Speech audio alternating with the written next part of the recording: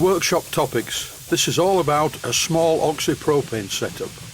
I am rebuilding a Blackgates Engineering sweet pea locomotive. It is very badly made except for the boiler, which has a slight leak in the firebox. I bought this small oxy propane setup to attempt to repair. This is the unboxing and assembly part. I bought this via Amazon, and I bought it with some tools also from Amazon yesterday. I'm making this video on the kitchen table because there's more room. And just in case you're wondering, why do I have a 1967 L102 Hammond organ in my kitchen? The answer is simple for two reasons.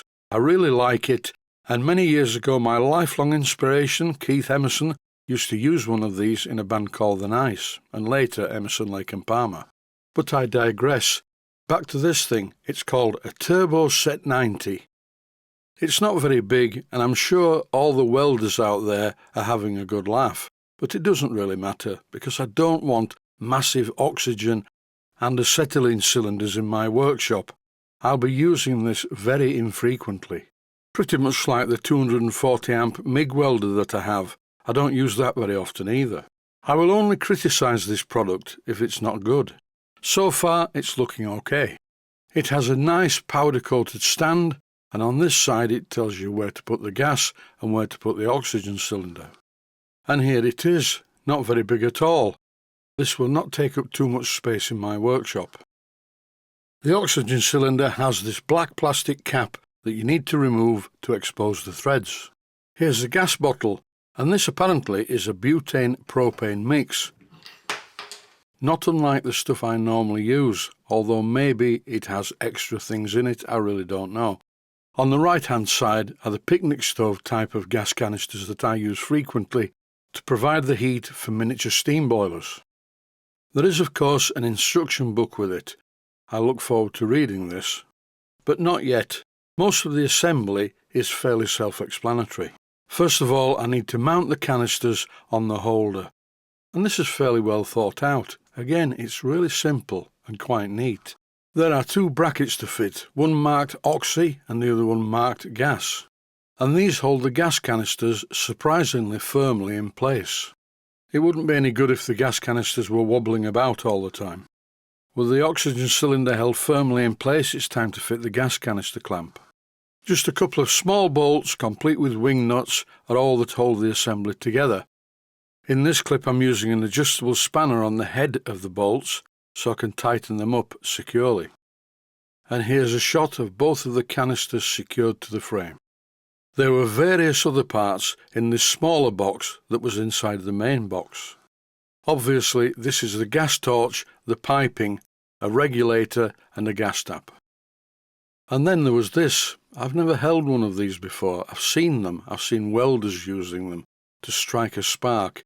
It's just a flint that rubs on a hardened wheel. And does it work? Well, sort of. Yes, it works okay. I just find it difficult to handle, and I don't always get a spark from it. There is also this curious thing. It's obviously a spanner, a very strange looking spanner. This will go in a drawer in the workshop along with a lot of other weird spanners. I've connected the gas pipe to the oxygen cylinder via this regulator, although I am really just assuming it's a regulator. The knob on the top of it works in the opposite direction to what I'm used to. You turn it anti-clockwise and that lets more gas out. If you keep turning it, the gas pressure starts to drop. So I guess this is a regulator.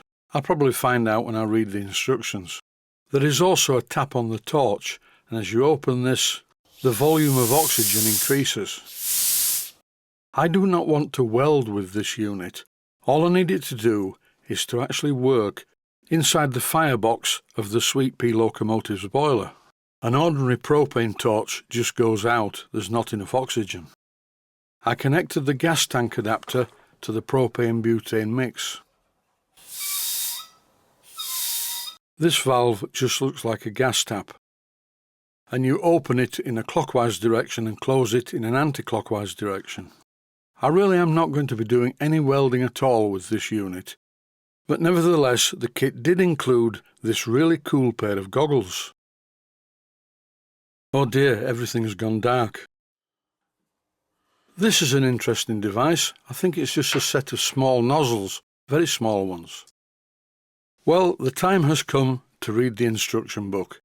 Once I find it in a language I actually understand. Italian, French, German. First time through, I entirely skipped the GB section. Maybe I should learn Spanish or Portuguese. They really have gone to town with the translations in this book. I don't think I've ever seen so many in one manual. Even Romanian and Norwegian are included, and Hungary. And I assume that this is Polish and Russian.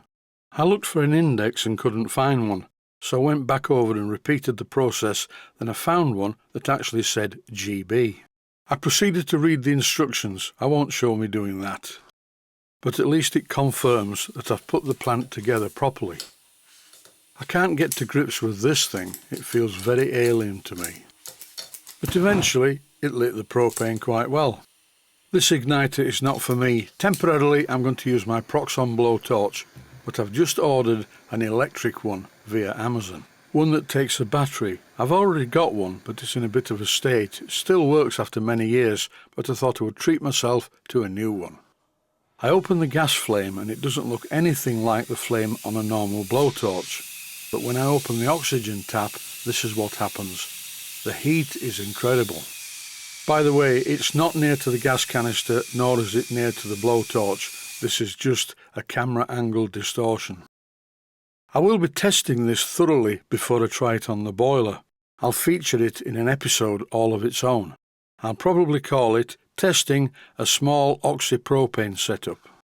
And neither of these items will be in the main test. My battery-operated electric igniter should arrive tomorrow. Here's the Oxy Propane set ready to use. I think this is very neat, and so far I'm impressed with it. The only thing I'm not impressed with is the price of the gas.